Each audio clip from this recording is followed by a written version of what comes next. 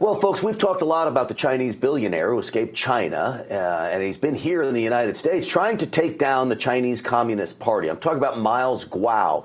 This is a guy who let the FBI know that the virus was on the way, and the FBI ignored Miles Guo. Well, Miles Guo was arrested today by the Department of Justice inside his New York City penthouse. He's accused of wire fraud, conspiracy, money laundering, lying about returns to investors.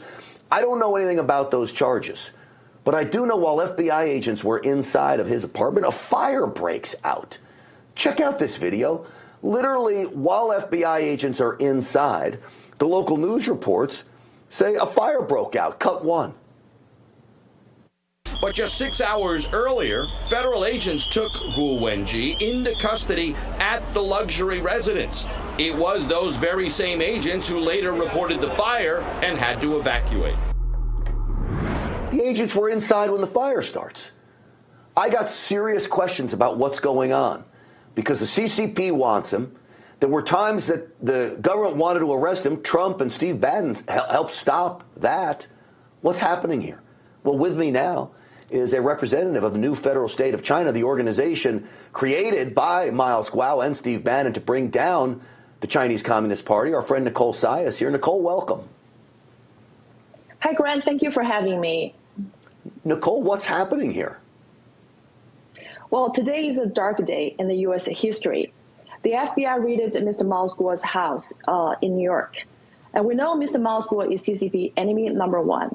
He's the most wanted enemy by Xi Jinping and the CCP kleptocrats. And then the FBI raided Mr. Miles Guo's home unannounced, handcuffed him, and took him to court for interrogation. As we speak now, Mr. Miles Guo is still being held in custody. He's fine. But today, all the American people should know that the CCP is after you. Miles Guo is just in the way. Today's incident shows the CCP has successfully weaponized the U.S. justice system, the DOJ, the FBI, the SEC, and they have launched an assault on the U.S. justice system. This is more than just the CCP spy balloon. Yes. Give me a little background here, because originally the CCP wanted Miles Guo deported from America and exported back to China.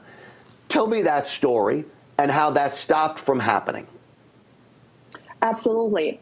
So back in 2017, when Mr. Miles Guo first started blowing the whistles against the CCP kleptocrats, Xi Jinping wanted the Trump administration to remove Mr. Miles Guo from the U.S. and back to China. And they entailed the help of a DOJ employee named George Higginbotham. He was a senior congressional staff working for the DOJ.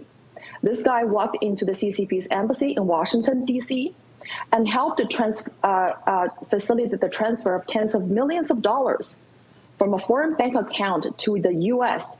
to fund the lobby campaign on DOJ and the former White House, hoping to return Mr. Miles Guo back to China. Luckily, the Trump administration rejected this request. So we certainly hope this Biden administration can also keep Mr. Miles Guo in the U.S. because what we're witnessing, he would be certainly persecuted if he goes back to China. There's no doubt in my mind. I don't know what they would do to him there. I'm sure a prison for life would probably be lucky, knowing Xi Jinping with Miles Guo.